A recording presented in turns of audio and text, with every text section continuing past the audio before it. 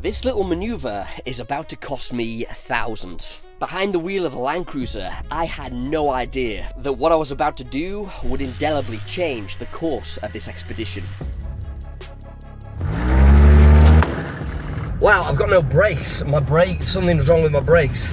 Where the hell is that from? Oh no. Oh no, that's freaking bad. Yeah, that's bad. That's really bad. Has bent my suspension, probably beyond repair.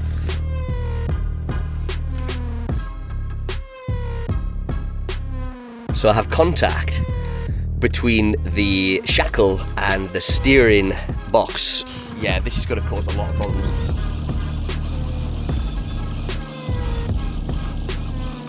I've never seen anything like it.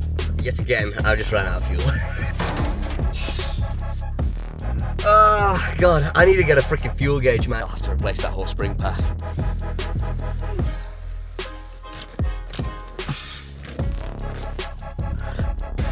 The brake line has been crushed between the shock.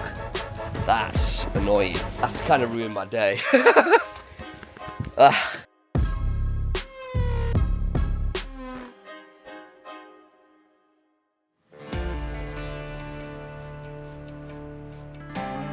Well into my third month of living on the road full time on my four-wheel drive expedition, I woke up in my camper in a wild spot deep in the middle of nowhere, in a low-lying sunny river valley, crisscrossed with tumbling streams. This is the place. Absolutely no one around for miles and miles. Cruising there. That's where we slept last night. And a little river down there. Wow. Confluence of two rivers. The one over there. This is deep Galicia, one of the wildest provinces of the Iberian Peninsula, out on a limb in the rugged, wild western reaches of this landmass.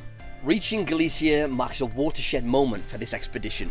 This is the most extreme northwestern point of my route, and the point at which I'll set my sights on the south, rather than ever westwards, as I have for the last 70 odd days. Ron, I'd like to think that I might be able to make the coast today. It'd be a tall order on four-wheel drive tracks, but I think it is possible. And once I'm on the coast, it's like a circumnavigation of the whole Galician coast, and it's going to be so nice to be on the coast. I think I haven't been in the mountains for basically the entire time I've been out here. I turned the Land Cruiser over and let it run for a while to generate some hot water so I could take a shower off the side of the car.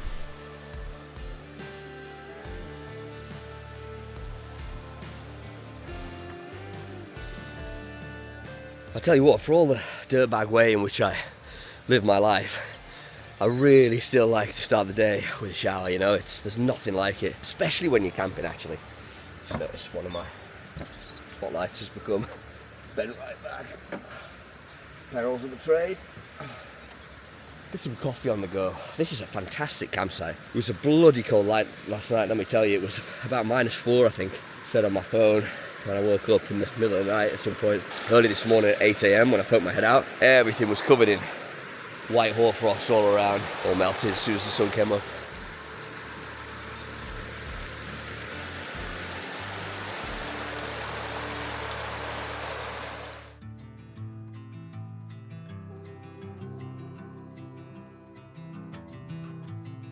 I packed down the camper and prepared the vehicle for the long road ahead towards the coast. This idyllic glade was crisscrossed with small rivers, and I'd have to perform a few small river crossings on the way through. These crossings were not particularly technically challenging, but 4x4 wading is one of my favourite things to do, and dropping an off-roader nose first into a fast-flowing body of water never fails to get the blood pumping. So this is an area full of river crossings, crisscrossed by rivers all the way along. And look how very rarely used this place is. This is the track. You can just see the faint outline of tyre tracks, but it's grass, man. I mean, nobody passes through here. Here we've just got a little footbridge. There was a point where I thought there's no way I can cross this, but then, oh yeah, so I just hit that fucking tree with me cruiser, bastard, absolute knob. Oh, friggin' hell. Contact with my solar panel. Shit. I'm gonna dump all that air out of that side. Fucking hell.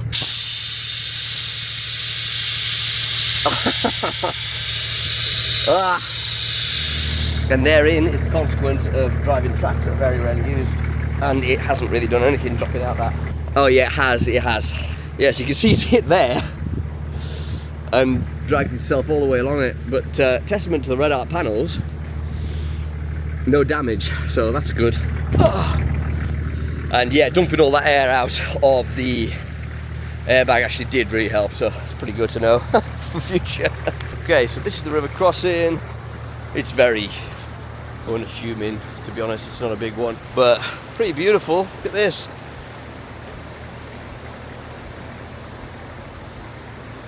Honestly, it's paradisaic, really. Like a low-lying valley would just crisscross with little rivers that kind of all divert off into different directions. It's gorgeous, gorgeous land.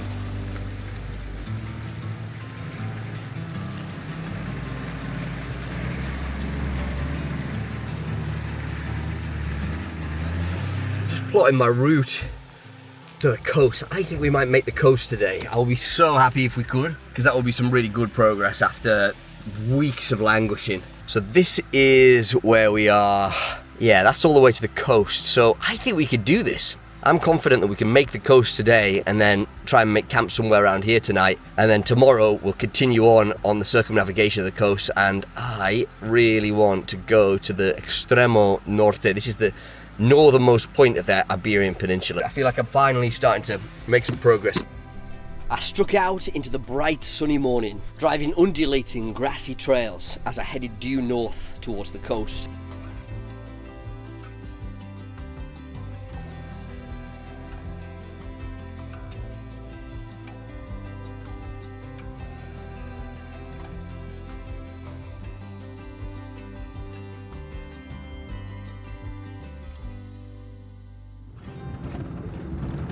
But classically for this trip, my progress was about to be cut short once again.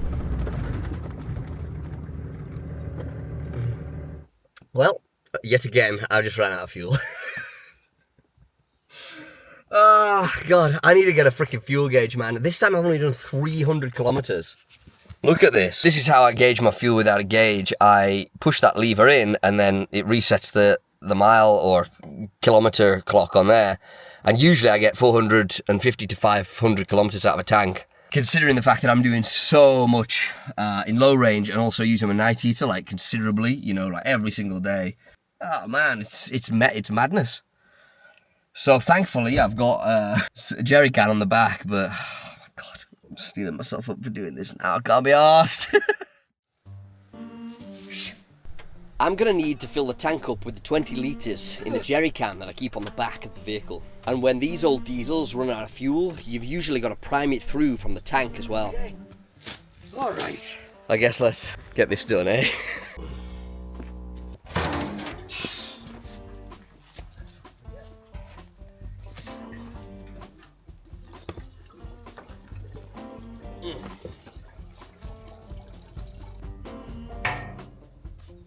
Alright, I'm getting into the routine of this now. Okay.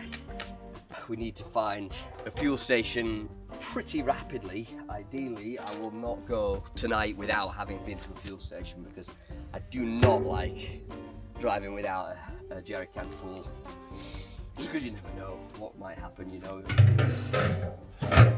So now comes the interesting part, trying to start the vehicle. I'm going to give it a try without priming to begin with, although I suspect that that will be a lost cause, but we'll try it just in case. Woo,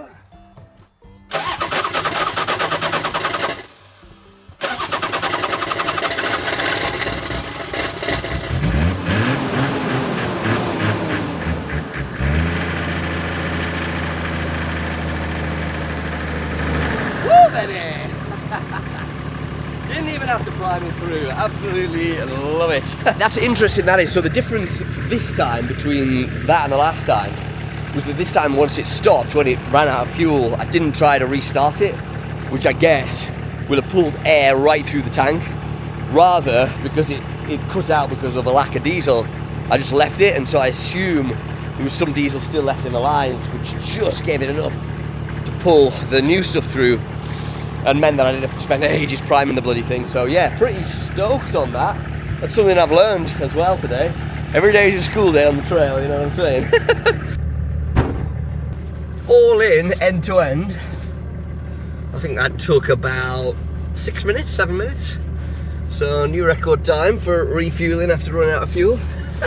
I mean, I could abate this by just getting a freaking fuel gauge, but I need to go to an auto electrician for that, and it's a whole thing because the 24-volt vehicle and the sender not matching the gauge and all that. It's like a whole massive process. And I have just survived for 7 or 8 years without a fuel gauge, so probably just going to continue to do that. I nosed the cruiser back down onto the trail, intent on finally making some progress northward towards the coast.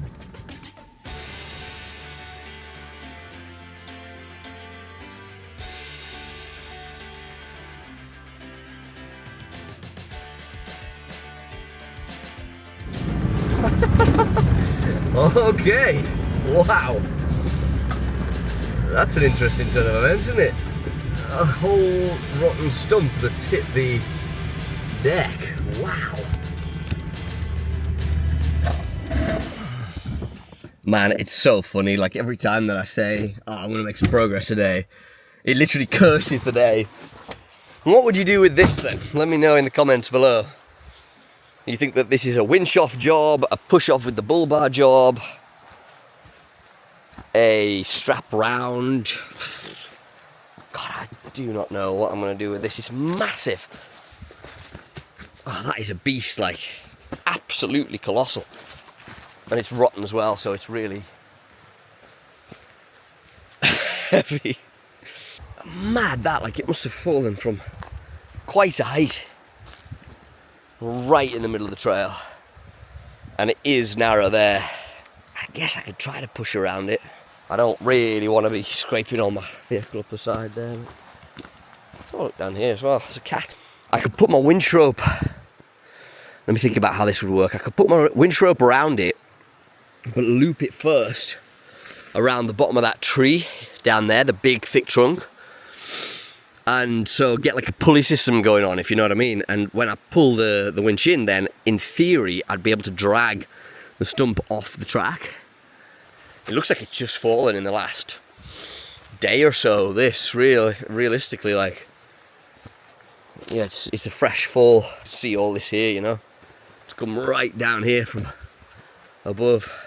God, that makes you think, doesn't it? Like, in terms of, you know, you're just chilling in your car on the track. Wrong place, wrong time. You know, a freak accident or whatever, that could take you out. Or camped up, you know. You would never see it coming. Rotten freaking stump weighing 4 tons just comes swiping through. Oh, dead. Okay, so I guess we tried a winch. The basic plan here was to use a double line pull to pull the stump sideways and off of the track. Yeah, probably that bow there, because I know we're not going to actually have enough room to go all the way down at the bottom there, so. There you go.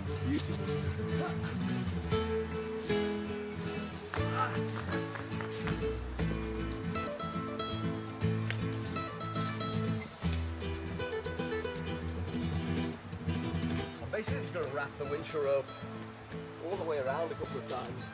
1, provide various pressure points, and 2, use up the rest. With the winch line hooked around the bough of the tree to the right, it provided the 3rd point to allow the winch line to pull the stump to the side and down the embankment.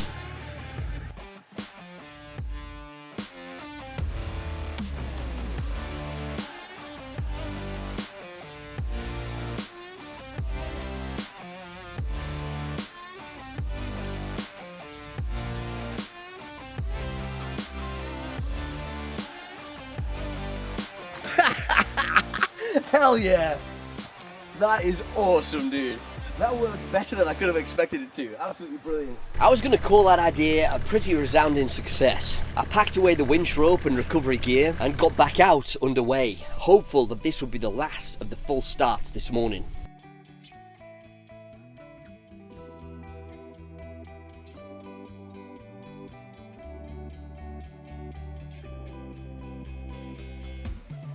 Check it out, little goats. Cabras pequeñas.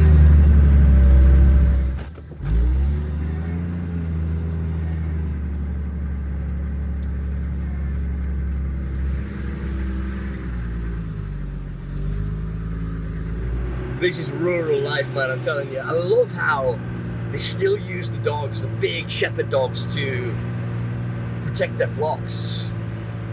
Man, it's an incredibly wholesome lifestyle out here. That's my takeaway from it, I guess. This kind of life has not really changed from your dot. Like, look at this, like a tiny little farmstead that's probably been standing there for 300-400 years, looking at the construction style on that.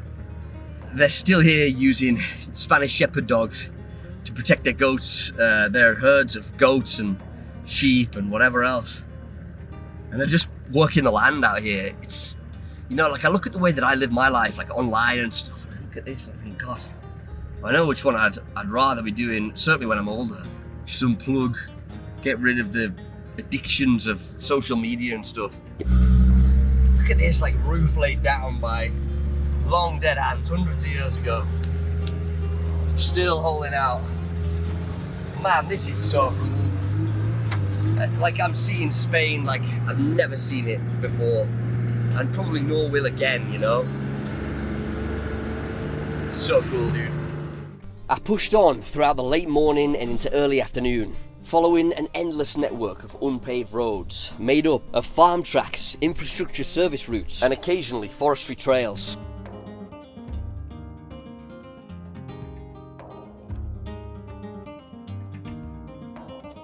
Alright, so I pulled down into this little town to find a fuel station at last. I need to fill up the tank and the jerry can. I've dropped a fair bit of altitude on those tracks and diverted off onto obviously paved road to get to this town. But it's spectacular. It's a beautiful little town, gorgeous old buildings. And I gotta tell you, being down here, I mean, this is the first time that I'm sub, I think, 700 meters in weeks. And it's making a big difference with weather-wise. It's warmer. It's Baltic up there. The light is hitting different and there's palm trees. I pulled into the fuel station that I've been in dire need of all day.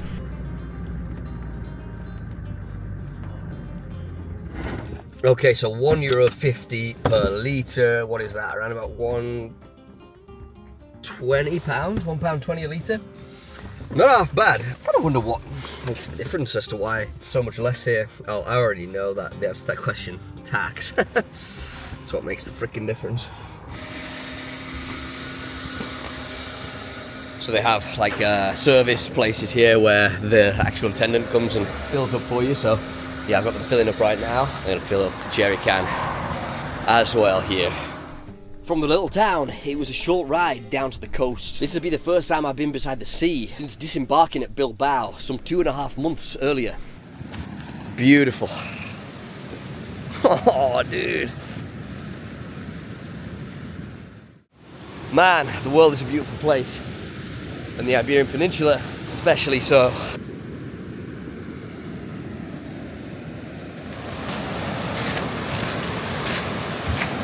So this is it, the Bay of Biscay, the North Atlantic. That is some cold frickin' water right there. Hey man, it's a pity that I can't just camp up on the beach here. In Latin American countries, that's what I'd be doing, but here, unfortunately, the enforcement is too strict. But like that sound, crashing waves on the shore, going to sleep with that as the backdrop, like there's few things better. It's just gorgeous. I got here just in time to enjoy it with the sunset. I'm gonna go check out these coves here. This will obviously all be submerged during high tide. God, bloody cold, I tell you that much. Wow, they're really cool coves. Haha, badass, it's a full-on cave. Wow, check that out. Woo. How cool. Damn. That goes so far back, mate. Yeah, that kind of gives me the creeps, like imagining getting caught in there as high tide approaches. I'm a bit claustrophobic and afraid of drowning, so combine the two things, you know what I mean? I reflected a moment on the route that had brought me here, over 1,200 miles, as some of the hardest off-roading I've ever done. I want to find a place to get camped up. Where that will be is anyone's guess, to be quite honest with you. I don't know, Back of the car, good old trusty Land Cruiser. Let's get out of here. Look at the freaking mud on this thing.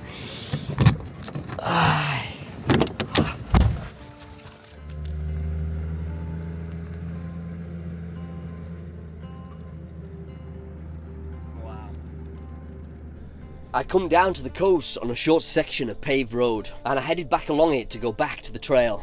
The sunset lighting up the sky with gorgeous pinks and oranges over the rugged headland. I rejoined the trail on a forestry route, heading upwards and inland a little, onto a mountain that overlooked the sea behind me.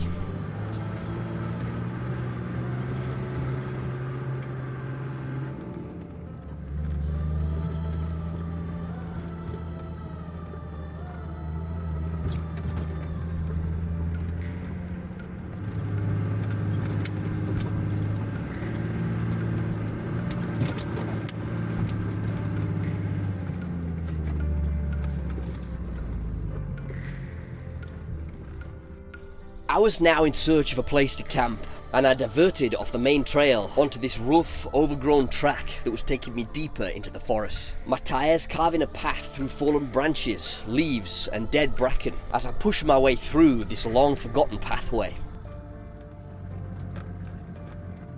Oh yeah, this is the frickin' place for me, this like. This abandoned logging track looked like the ideal secluded place I'd been looking for. I decided this is where I'm going to make camp for the night. I jumped out of the cruiser and got ready to set up the camper for the evening.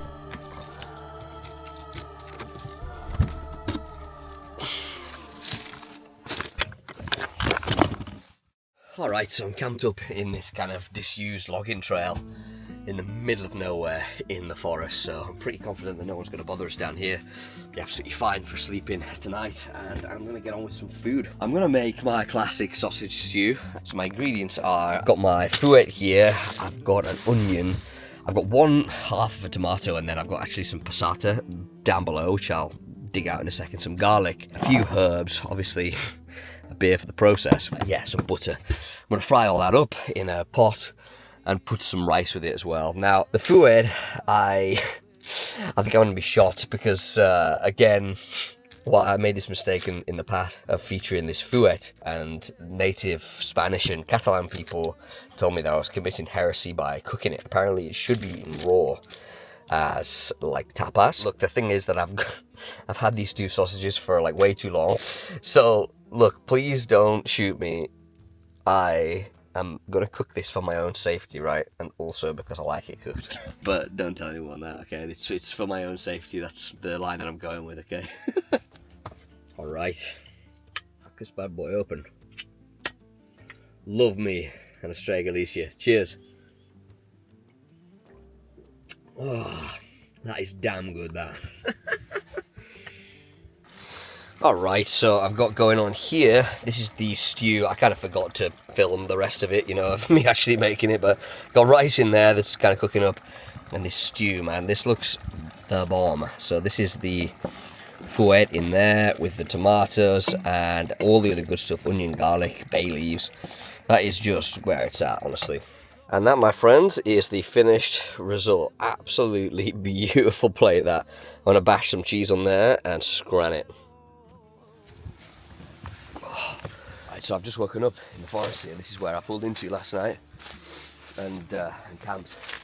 Ideal little spot, to be honest. Absolutely in the middle of nowhere down a disused track. This hasn't been used for a long, long time, so pretty ideal.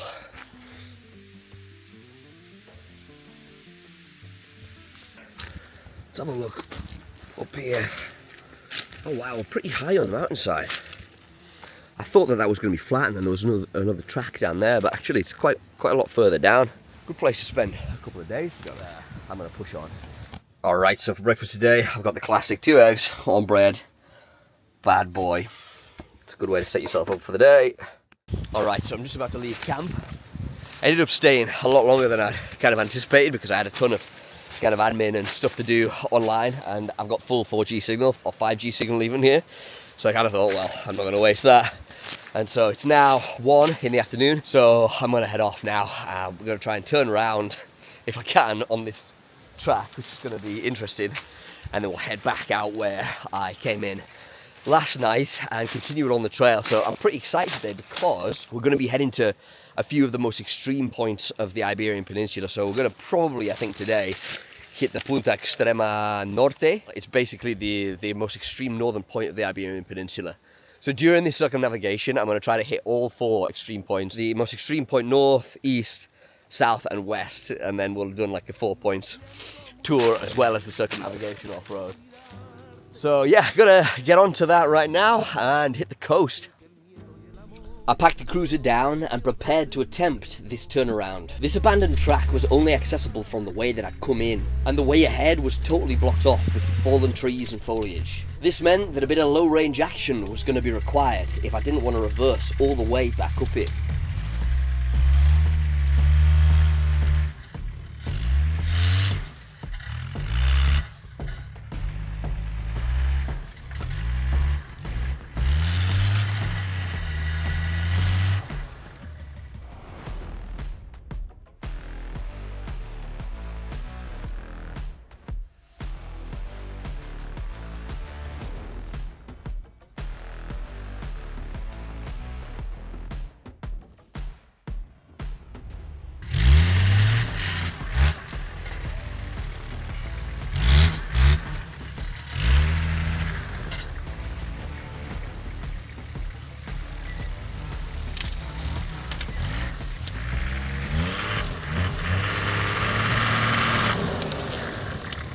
Hell yeah, Land Cruiser power, baby.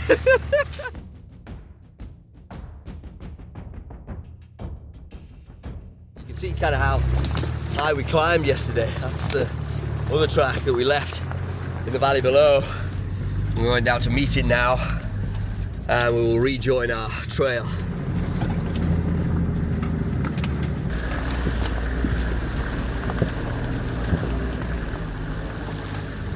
So there's now that option down that way, which goes basically west, and then there's this option up ahead that's going to go back north.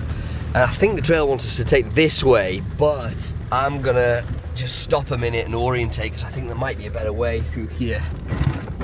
Well, I always like to do a bit of a check when I've gone through really thick brush to make sure that there's no clinging on stuff around anything hot that could set fire underneath my car. And there isn't, but there's something else that I gotta show you. So check this out. I've bent the shit out of my leaf spring. How bad is that? Look at this, man. I've never seen anything like it. So that is bent to hell. The other side isn't that much better, but it is a fair bit better, to be honest. Oh God, there's never not something on this trail. A lot of wet there as well, I don't know what the hell from.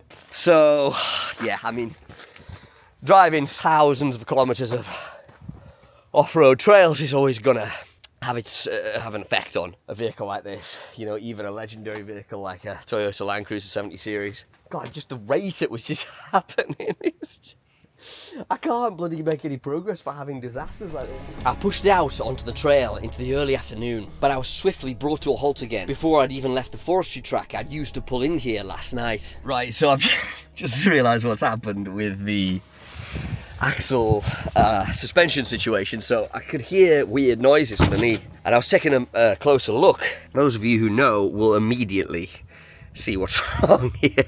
So I have contact between the shackle and the steering box pitman arm. These are anti-inversion shackles to prevent this exact thing happening. They should have gone the opposite way around, and what's happened is the shackle's inverted, which is holding my leaf way too close to the chassis rail and thus making contact with everything, so it's putting everything out of whack, and it, in so doing, has bent my suspension probably beyond repair.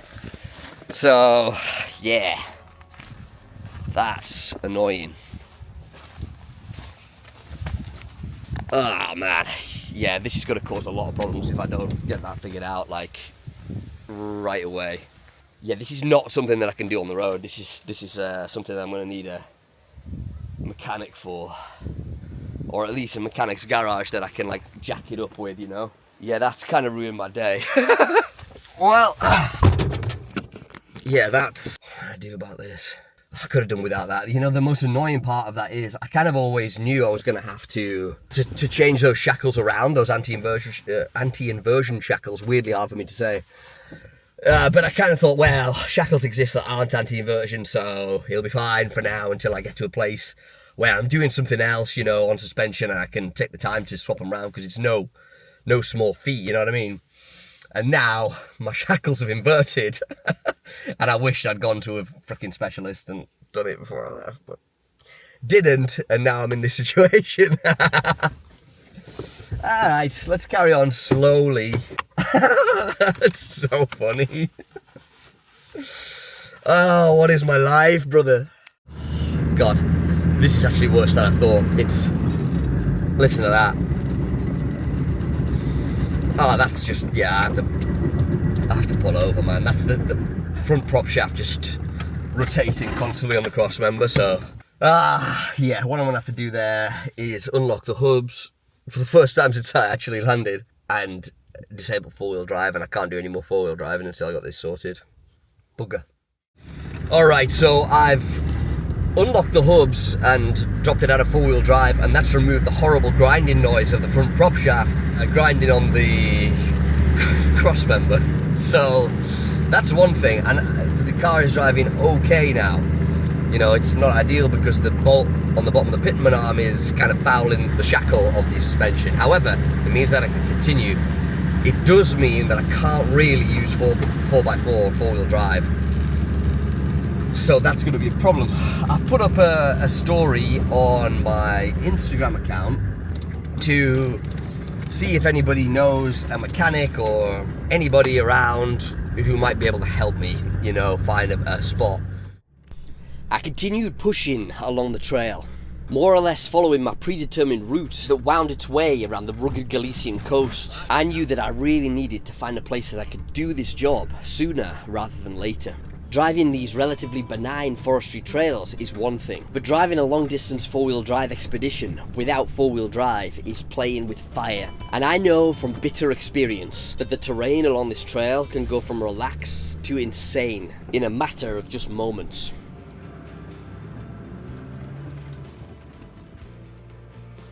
The trail spat me out on the rugged coast again, in a place absolutely full with these coastal erosion defences. Man, these things are colossal. I've never seen them so up close before. It's really quite impressive. They're massive. I'm gonna climb one. Wow, look at that.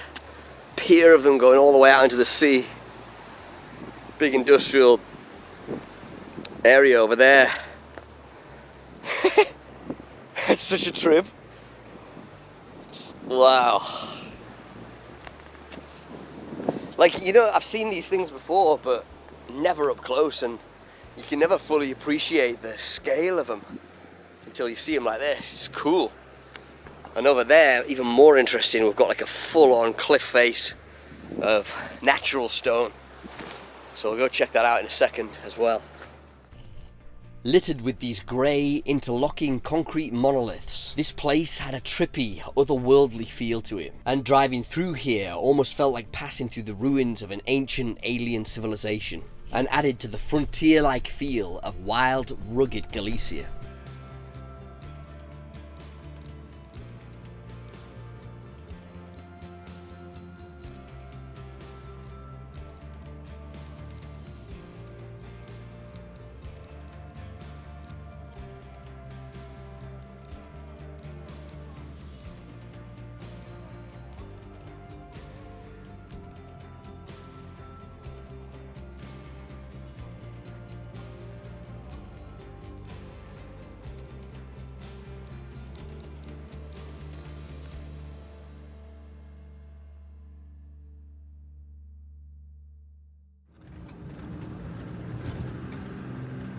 The trail cut back inland, and I found myself on these familiar, waterlogged forestry trails once again, crushing miles westwards through Galicia as the afternoon's light began to fade. So I'm doing all of this in two-wheel drive right now because I don't want to be travelling with the hubs locked because of the front prop shaft issue.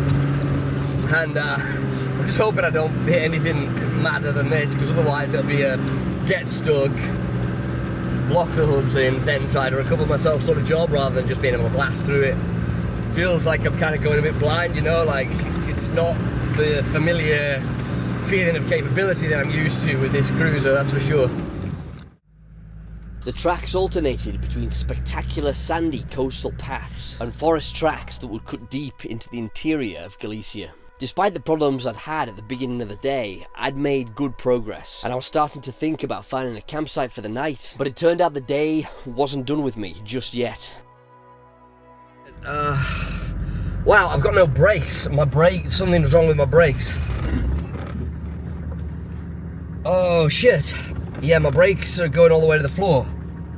Oh man, I couldn't stop then. That was horrible. Right, what the f***? Oh shit. Shit, I've got no brakes. Oh god. Disaster after disaster today, eh? God, that scared me stupid, that one, honestly. My god. There's no feeling like not being able to stop. That's... oh.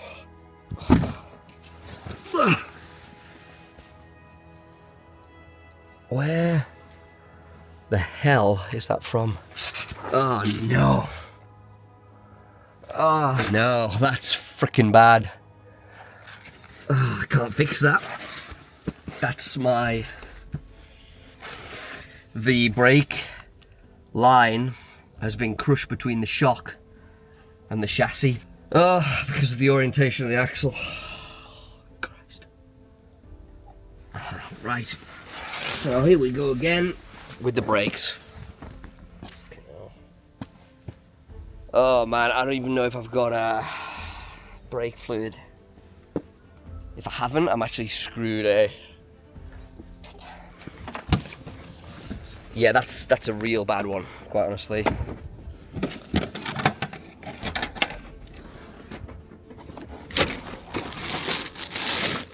Nah.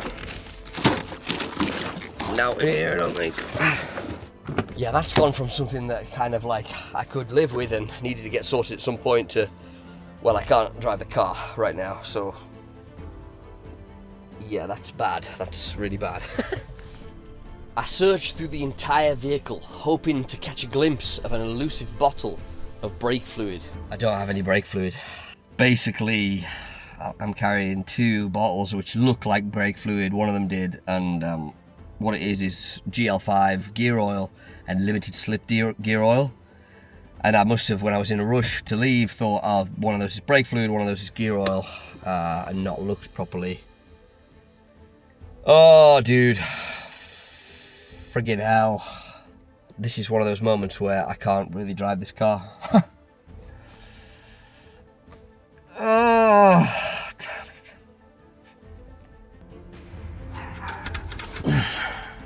Oh, that does not bode well, that one, mate. Okay, I now have no brakes whatsoever.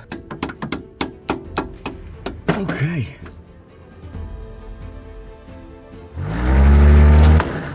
Yeah, look at this, brake fluid everywhere. You see all that under there? Oh, that's brake fluid. But now I can't stop the vehicle. You can see here, this is not good. Yeah, none of this is good. Oh man, you gotta laugh because if you didn't, you would freaking cry, mate.